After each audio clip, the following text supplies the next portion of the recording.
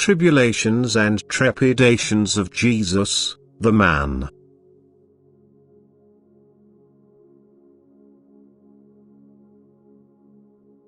I, too, found life on earth as a human being difficult at times, for I was subject to the same laws as you are. I had to fight against the same weaknesses and temptations, and it was not always easy to face up to them, even though my heart was full of love and was therefore permeated by divine strength when I needed it.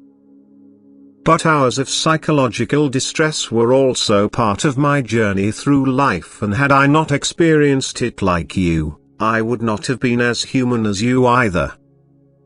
My soul had to go through the process of spiritualization on earth, which led to my complete unification with the Father, the complete becoming as one with Him. Although my soul had indeed come from above, it nevertheless had come into flesh with all its immature substances, which every material shell basically consists of, and all these substances had to spiritualize themselves. For the body with all its wishes and cravings exerted an extraordinary influence on the soul, which was unable to ignore these temptations but had to bear up against them. Just as is the task of the human soul who wants to take the path of following Jesus in order to release themselves from sin and death. However, the battles I had to go through were difficult, and my earthly progress often weighed me down like an overwhelming burden which wanted to make me doubt that I would ever be able to travel this path until the end. Time and again I drew strength from love, for by virtue of my love and its consequences I also foresaw the difficult path I had to take. I foresaw the suffering and death on the cross, as well as the people's spiritual state who nailed me on the cross. And yet I had to continue my path until the end. Time and again I had to endeavor to master my fears and weaknesses and cling to the Father to strengthen me in every adversity of body and soul. For I experienced all these tribulations like you, and even far more severely, because my life surrounded by sinful humanity was already a torture for me, who lived in all purity in the midst of those for whom I wanted to suffer and die. However, the more my body matured, the deeper became my soul's union with the Father who was in me, and the clearer became my mission, which I indeed began as a human being but concluded as God, and which I was able to accomplish because the strength in me grew constantly. Just as the love for the unhappy human race became greater the nearer I got to the end.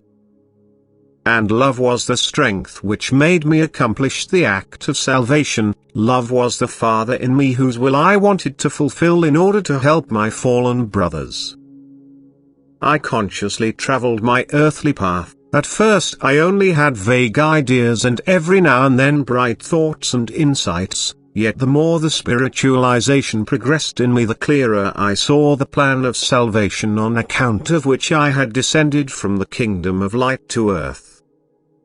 But as long as human substances were still clinging to my body, I also had to endure human suffering and torments, which, last but not least, also included the inner distress of not being able to cope with my task. For I knew what it would mean were I to fail in the battle against the one who was, is and will remain everyone's enemy for eternities to come.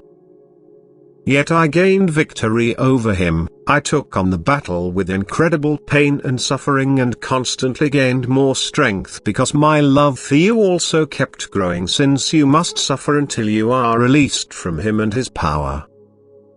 My strength grew as my love intensified, and so you humans know that you can only draw the strength for your earthly task from love, for my adversary will always try to weaken you by driving you into unkindness, by wanting to prevent you by any means to carry out an act of love in order to keep you weak. But then remember that I, too, have struggled against him, and that he also tried to weaken me through trepidations and anxious questioning of whether I would have the strength for my mission. Then turn to me for help and appeal to me for strength against the enemy of your soul and for every battle in life, be it of an earthly or spiritual nature. And you will not ask in vain, for I will truly grant everyone's prayer who calls to me in his distress. Amen.